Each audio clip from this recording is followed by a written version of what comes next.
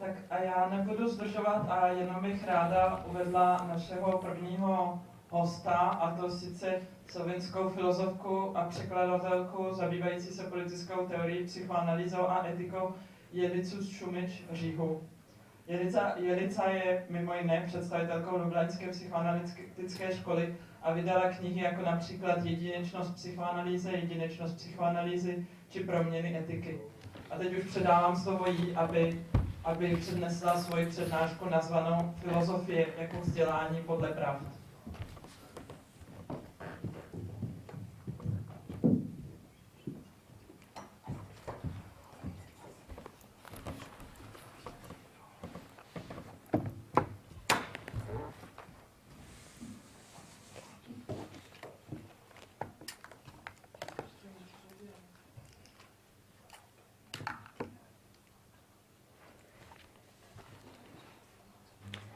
I'm honored to take part in this highly interesting and promising and ambitious conference, and I would like to thank the organizers that made this conference possible, in particular Jana Berenkova, who invited me. And I look forward to the discussions that are going to be developed around all the papers that are going to be presented today and tomorrow. Now, the question which I wish to address here in relation to Badiou's work is the extent to which it is possible to mobilize philosophy in the task of changing the world we live in. What is at stake here is nothing less than an examination of the possibility of philosophy in today's world. I will quote two philosophers, Adorno and Foucault, who, in a more or less direct way, broach this question. However, in examining the possibility of philosophy in today's world, Adorno and Foucault adopt two incompatible positions regarding the destiny of philosophy today. According to Adorno, and I quote from his Negative Dialectics, philosophy lives on because the moment to realize it was missed. End of quote. Although it seems that philosophy, by missing the moment of its realization, outlives its proper raison d'être, in a sense, it is still alive simply because it has forgotten to die, there is, according to Adorno, a way in which philosophy, despite this unrealized opportunity, can be responsibly practiced. At the end of Minima Moralia, Adorno links the survival of philosophy to its ability to, I quote, contemplate all things as they would present themselves from a standpoint of redemption, end of quote. What is remarkable about these two formulations is the way in which they bring together the redemptive function of philosophy and its survival. The point made by Adorno is not to merely acknowledge that philosophy has failed to realize itself this time. The point is rather that, due to its failure, philosophy seems to have also ruined the possibility of the world's redemption.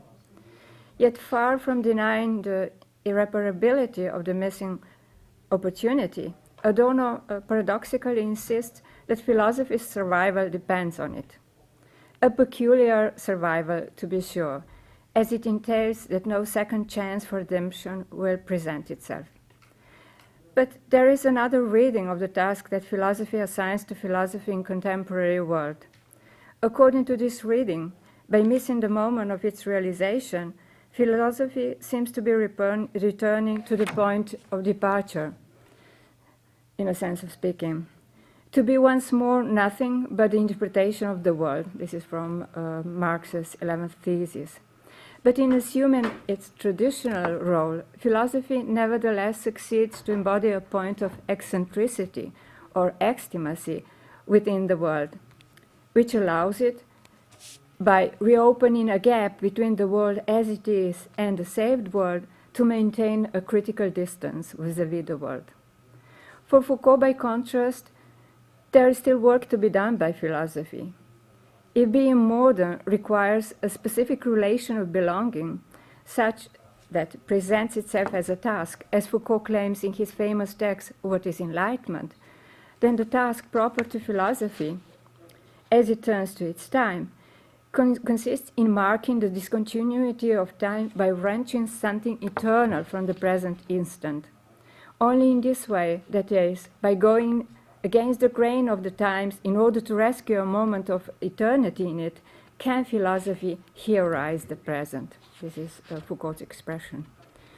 A fundamental challenge to contemporary philosophy comes from the clash between these two incompatible tasks.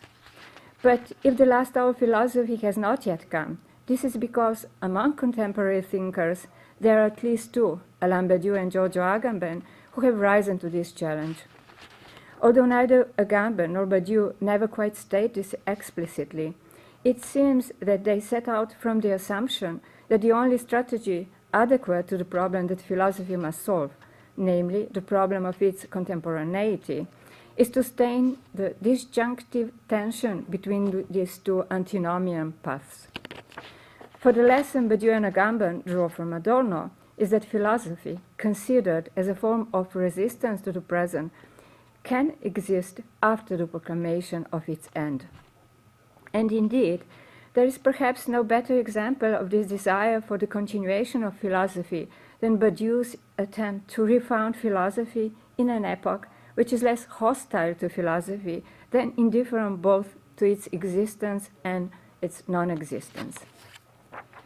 His audacious repetition of a Platonic gesture, a master's gesture if there is one, while redrawing the limits of its pertinence, succeeds nonetheless to establish philosophy as a genuine place of and for a thought that strives to transform the world by thinking about time-breaking novelties or eternal truths, as Badiou calls them.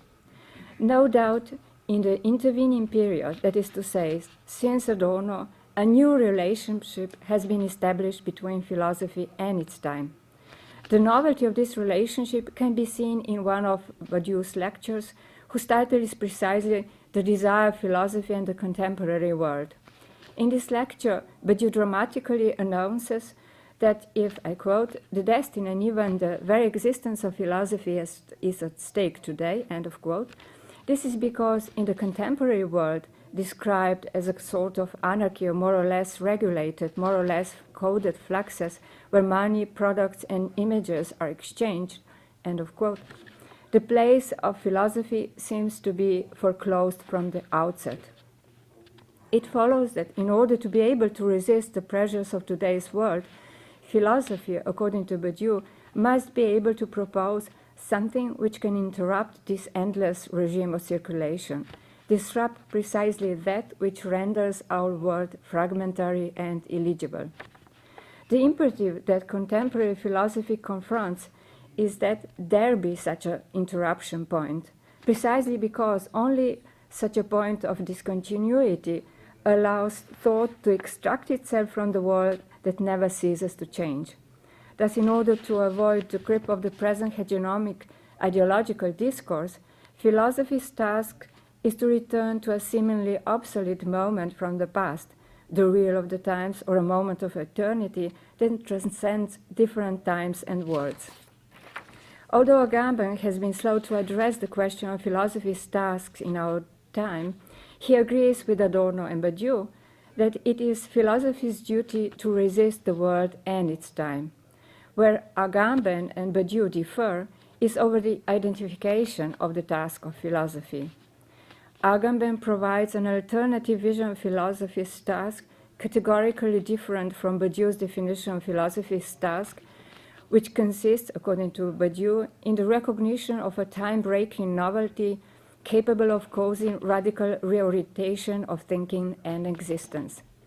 Indeed, the only duty that philosophy is capable of fully assuming, according to Agamben, is to rescue, I quote, the capacity to remain faithful to that which having perpetually been forgotten, must remain unforgettable.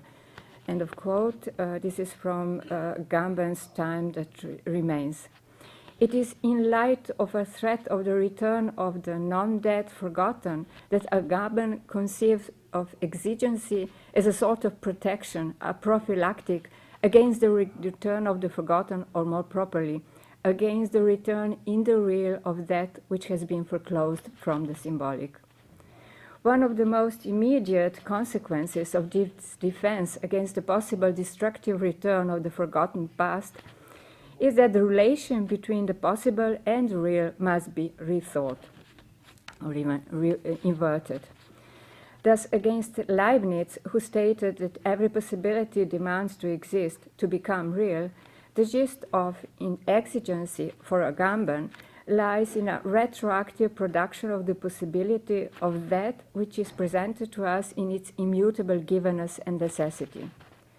The exigency of restoring the unforgettable qua unforgettable thus necessarily implies a radical transformation of the past. For what is at stake here is nothing less than the exigency to restore the contingency of the past, or, in the words of Agamben, the redemption of what has been. This redemption consists in the restoration after the fact, retroactively, as it were, of the possibility of that which has already taken place in the past. This means that for Agamben, the possible does not precede reality, rather it follows it. At this point, Agamben surprisingly joins psychoanalysis, since salvation, as he sees it, instead of pointing towards the future, as one would expect, points towards the past. Agamben seeks to recover philosophy's redemptive function by introducing a new modality, that of exigency, to recover the possibility of the past. With Badiou, we have rather a different emphasis on the current time and therefore a different solution. For Badiou, if philosophy turns to past, this is not in order to save the past, its potentiality, virtual real, or real virtue, whatever terms one chooses in order to capture this agalmatic dimension of the past, which is agalmatic precisely because it did not succeed in passing into actuality. Rather, what determines the duty of philosophy is the question of extracting the eternal from the present. What philosophy strives to capture and clarify is the production of a new kind of the present, a paradoxical undertaking, as it is a matter of producing within the worldly present a new present, while relating to something that has already disappeared, namely the event. Taking up Hegel's metaphor of Minerva's owl that takes flight only at nightfall, in short, when all is said and done, Badiou claims that philosophy as such always comes after the fact. Indeed, by coming after, philosophy is constitutively anachronistic in its own time. This may explain why, for Badiou, the principal task of philosophy is to draw up a balance sheet of its own time. To think its time means, for Badiou, that philosophy has to detect points of interruption which mark a break with the previous paradigm of thinking, and, as a consequence, inaugurate a new time and start a new counting of time. More specifically, philosophy could be designated as an attempt to isolate, to extract the real of its time, or to paraphrase Badiou, literally wrench time from time, in order to reveal those unheard of possibilities of which time, because of the constraints of reality, did not know that it was capable, to identify those points at which the impossibility of a given time turns into a possibility of some unheard of novelty, allowing for a definitely new beginning. Philosophy, on this view, is a paradoxical turning towards its time, a turning which involves a curious torsion of the thought of time onto itself. We can find the most concise formulation of this torsion, this turning of time onto itself, this return to time of time to itself, precisely in the book consecrated to reflection on the 20th century. I quote, "For us, philosophers, the question is not what took place in the century, but what was thought in it. What was thought in the century that was previously unthought, or even unthinkable. To be more precise, how the century taught its own thought, how it identified the thinking singularity in the relation it entertained with the historicity of its own thought, end of quote. But what becomes of philosophy as conditioned by its conditions in wordless times? How can philosophy continue to operate in accordance with the task it has set for itself without the possible overstepping of the limits imposed on it? No doubt there is no problem to heroize the present when something radically new takes place. It is, however, more difficult to extract something eternal from wordless times. Philosophy is normally supposed to come after its conditions. Yet this ordinary or normal task of philosophy seems to be particularly difficult to accomplish in periods in which nothing appears to be happening, in times in which no truth procedure seems to be active, in short, in eventless times. In such times, short of events, philosophy has to adopt a different stance towards its time.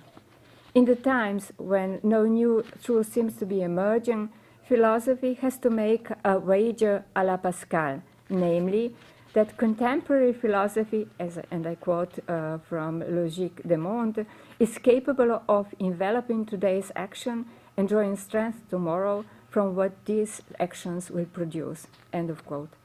Paradoxically, it is precisely because the duty of philosophy is to think at the breach in time, in wordless times, when such a breach in time, a bifurcation of time, or the coexistence of two heterogeneous times, historical time and evental time, or the times of truth, is obliterated, practically invisible, to the point that the inhabitants of such a world are unable to even conceive of the possibility of another world, the role and importance of philosophy seems to increase. The difficulty that philosophy faces today is that precisely as the owl of Minerva, that is to say, coming after the event, it must prove that it can be also truly contemporary to its time. That is to say, capable of taking part, participating, together with its conditions, in bringing new truths to life. In such times, philosophy should propose, as a remedy for the current confusion and disorientation, a balance sheet of the time in which truth procedures have produced something new eternal truth. Philosophy presents itself today as a particular articulation or knotting of a balance sheet of the past and a manifesto enveloping the precarious present of the emerging novelties in a fiction of the future of this nascent present. Just like avant-garde's proclamations, philosophy today must provide formula, I quote from Badiou, to invent a future for the present, end of quote, of truths without being certain whether the thing itself is already present. In trying to be contemporary by being non-contemporary, the task of contemporary philosophers remain, and I quote from the century, to be of one's time through an unprecedented manner of not being in one's time, end of quote. At the same time, philosophy must show reserve. Its immediate goal is not to change the world, but our way of thinking. Ultimately, the task of philosophy today should be to strive, in the words of Badiou, for a revolution in mind, one that will help restore thought's capacity for action. In an interview with Le Magazine Littéraire, following the publication of his book, which was, as its very title signals, Le siècle, the century, conceived as a philosophical balance sheet of the past century, Badiou introduces a new, or at least a sketch of a new definition of philosophy's task in a striking and at the same time enigmatic fashion by stating that by definition philosophy comes after the fact, yet despite or more properly because of this, as philosophers, we also have, I quote, but the possibility to come before if we assume that by means of the categories that we forge, something of that of which we have been belated contemporaries is gathered together, brought back to life, end of quote. By transmitting to the younger generations something truly new that its time has produced, philosophy, although coming after, nevertheless tries to come before. In so doing, philosophy would change the disappearance into the possibility of an appearance, namely disappearance and appearance of a new eternal truth. By being intrinsically late, by coming after, that is, once the event that has inaugurated a truth procedure has already disappeared, i.e., by situating itself in this delay, lagging behind, philosophy is capable of wrenching, extracting from its own time something more in the times than time itself, the instant of eternity as the object A, a bit of the real that remains irreducible to chronological time. Yet the price to be paid by philosophy, insofar as it is true to its task, namely to identify the real of its time, is that its own gesture is displaced, eccentric, ultimately anachronistic in relation to its time.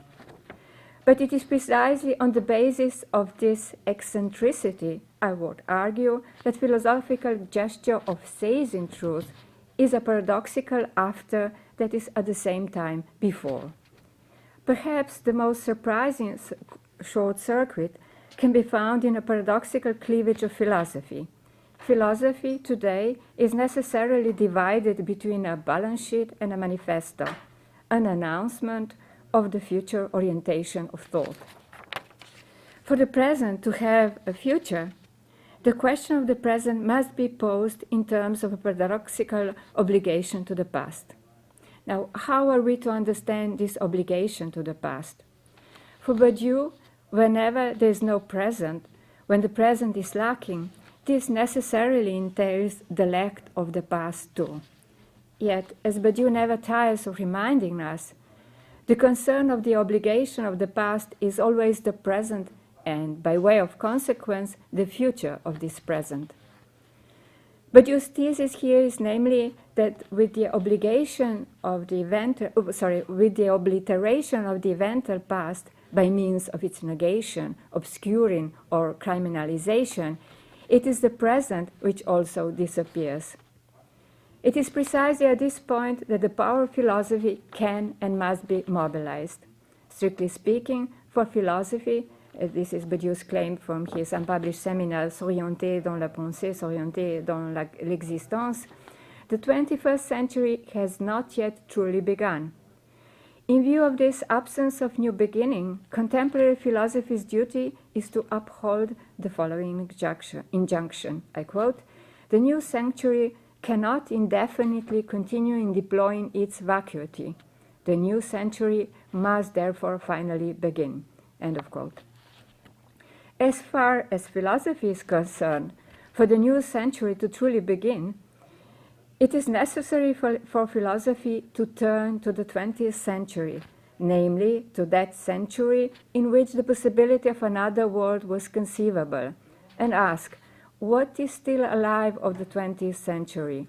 Which novelties of the 20th century has brought about can be considered to be forever, immune to the change of the epoch? How indeed can we in the 21st century recover the passion of the real, this being precisely the effect that our century not only does not share with the past century, but tries to avoid at all costs? How can we return to the 20th century, the century of events, which is for us literally inconceivable? At this point, Badiou seems to be bringing together two at first glance contradictory theses. For the new century to finally begin, it is necessary for philosophy to turn to its proper time, to its actuality as it is, that is to say, presentless and wordless, a word of a deep confusion and disorientation, evidence in the very fact that for us, the 20th century, in its passion for the real, is completely incomprehensible. At the same time, the truths resulting from the eventual breaks in the 20th century constitute for Badiou the condition, moreover, an active condition for our transitional, eventless period. It is at this point that the question of transmission as a condition for the new beginning poses itself with all urgency.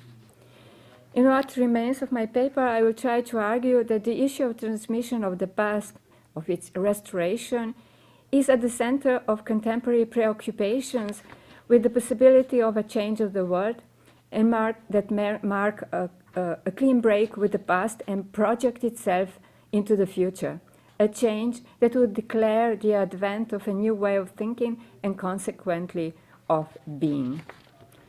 In the contrast to the 60s and 70s, when the question of the beginning could still animate philosophy, based on the conviction that thought itself is capable of orienting, if not of inaugurating a new beginning, the end of the 20th century and the beginning of the 21st century are marked by a loss of the belief in the very possibility of a new beginning. Today, we thus seem to be in a worse position than Mallarmé, who, after the defeat of the event of his time, the Paris Commune, declared, I quote, "There is no present, no, a present does not exist, unless the crowd declares itself," end of quote, and this is taken from Mallarmé's L'Action Restreinte. If we are to follow Badiou, Mallarmé could designate his time as an epoch without a present, to the extent that he established a direct nexus between the presence of the popular subjectivity on the scene of history and the production of the present. Thus, by referring the lack of the present to the absence of the crowd, that is, in Badiou's terms, by positing the eventual rupture as a condition for the presence of the present, Mallarmé announced the beginning of a more or less long period in which emancipatory politics is limited, that is, until the reappearance of the crowd, to restricted action. While Mallarmé's conclusion that there is no present because there is no event does not, however, exclude the possibility that in some unforeseeable future a new event might inaugurate the present that we lack today. For us, even this timid hope must be quenched. The prevailing opinion regarding the new beginning could be summed up as follows. Not only did nothing take place but the place, to borrow Mallarmé's celebrated formula, but more drastically, the current shortage of events, as Badiou puts it, the feeling that there are no more history-breaking events to be expected, is a clear sign that we are living in the times of the end of time, a time which excludes, by definition, the very possibility of something new taking place. The present time could then be designated as a time of amnesia, a peculiar amnesia to be sure, since we are not dealing here simply with the forgetting of some past events whose effects, as to paraphrase Lacan, have stopped being written in the present conjuncture. It is not merely about forgetting the forgotten. The amnesia of the amnesia is rather an anticipation of the amnesia, a readiness to forget in advance, a programmed amnesia, so to speak. Hence, for us, something is doomed to be forgotten even before it has actually taken place. This anticipated, programmed amnesia is namely the ability to wipe out not only what has happened, but to annihilate the very idea of the possibility for something to happen.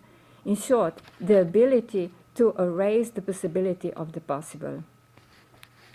The amnesia we know today is this ability to erase the possibility of the possible. What is crucial today, however, is not the question how to restore the traces of the forgotten past, but rather how to deactivate our readiness in advance to forget. Briefly put, how to intervene before this bifurcation of time takes place. It is precisely in the present conjecture of the amnesia of the possibility of another world that for Badiou, the articulation of philosophy's contemporaneity to the question of transmission has attained its central place. It is not a question here of merely bridging the temporal gap between the generation of the 60s and the present generation, What is at stake here is nothing less than the possibility of transmission under the circumstances of contemporary nihilism, namely a transmission from the evental generation, a generation that experienced in the 60s, if only for a brief moment, the possibility of a new beginning in the guise of a categorical departure from the existing state of affairs, to a properly nihilistic generation, which is marked not by the event, but by its absence. A generation that was literally marked by the nothing, a generation that was under the spell of the dominant ideology, according to which a new beginning is no longer possible. How then can the past beginning be inscribed in such a conjecture in which the gap separating the evental from the nihilistic generation seems to be unbridgeable? The question of transmission is the question of a singular relation to the times, or more properly, what is at issue in transmission is the restitution of the moment of the real that evades all integration into chronological time, into history. A moment of the real, I call it, precisely to the extent that the real is fundamentally transhistoric.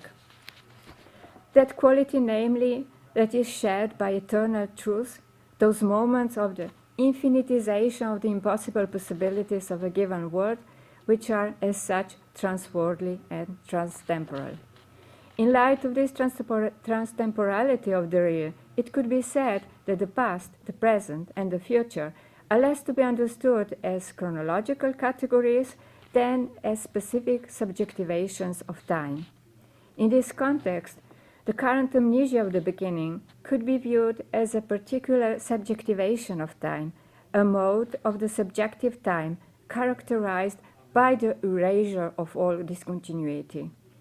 This principal indistinction between a before and an after, that is at the core of the amnestic operation, produces a new temporal figure, that of the present without the future. The amnesia of the beginning, or rather of its possibility, is namely a subjectivation of time that denies the event as a clear-cut interruption by inscribing it back into history as one of the things that simply happen. By denying a discontinuity in which the eventness of the event consists, the amnesia of the amnesia is not only annihilates the past, but also the future. Not, of course, some abstract future, is to say, future taken in chronological terms, but the future of the very present, the future of its proper present. It is therefore not enough to say that for an amnestic subject, this being my name for Badiou's reactive subject, nothing has happened, that the past event is but an illusion. It would be more appropriate to say that for him nothing can happen. And it is only in this sense that it could be said that for an amnestic subject, there is not such a thing as a beginning or an event. In a sense, for such a subject, everything will go on as before. Things will not stop happening for him or for her, for that matter. But nothing will happen to him or to her, but nothing that will happen to him or to her could be considered as a clear-cut rupture capable of founding a new world and thus inaugurating a new time, a new historical epoch. How can a break, a rupture, be transmitted? What could be a transmission of the eventual rupture if such an encounter with the impossible real cannot be inscribed in experience, and would, for that reason, preclude all idea of a common denominator between a generation of rupture and a generation of amnesia, an experience which implies the affirmation of the irreducible distance between these two generations. How then is it possible to insist on the possibility, necessity even, of transmission? What can be the object of such a transmission if the emphasis is put on discontinuity rather than on continuity? Indeed, what is at issue in such transmission cannot be simply the establishment of the continuity between the past and the present. In contrast to history, which, in order to ensure temporal continuity, is precisely immune to all breaks, all discontinuity, such transmission aims at wrenching from the times something eternal, to use Foucault's expression, the present immanent eternity, which cannot be integrated into past or stored in the archives of memory. Ultimately, what such transmission brings to light is the moment when time is literally suspended, that impossible non-temporal instant before the bifurcation of time into a before and an after. To say this impossible non-temporal instant that Badiou qualifies as the present without the presence. Here, the relation between transmission and the beginning, fundamental in the contemporary philosophy, becomes evident. Here, it also shows its political relevance. For Badiou, it is certain that the eventual rupture alone establishes the possibility of transmission. To be sure, for there to be a transmission at all, something must have taken place. The beginning is therefore a condition for transmission. Today, however, with the loss of faith in the very possibility of a new beginning, the causal relation between transmission and beginning is inverted. The inversion of the relationship between transmission and beginning has an implication at the level of the restoration of belief in the possibility of a new beginning. Indeed, one might argue that transmission today appears as a first step in the opening of space for the inscription of a new bridge in time, a new beginning to come. From such a perspective, without constituting the sole condition of the possibility of a new beginning, transmission could nonetheless be considered an operation that opens up the possibility of the beginning precisely there where the beginning seems to be impossible. Amnesia and transmission are thus two drastically heterogeneous, ultimately mutually exclusive relations to the past and to time in general. While amnesia aims to reinscribe within history that which cannot be inscribed into it, an unforeseeable, non-derived interruption, transmission is forced to break with history in order to save something of the past, but in so doing, it secures the present for the sake of the future. Thank you.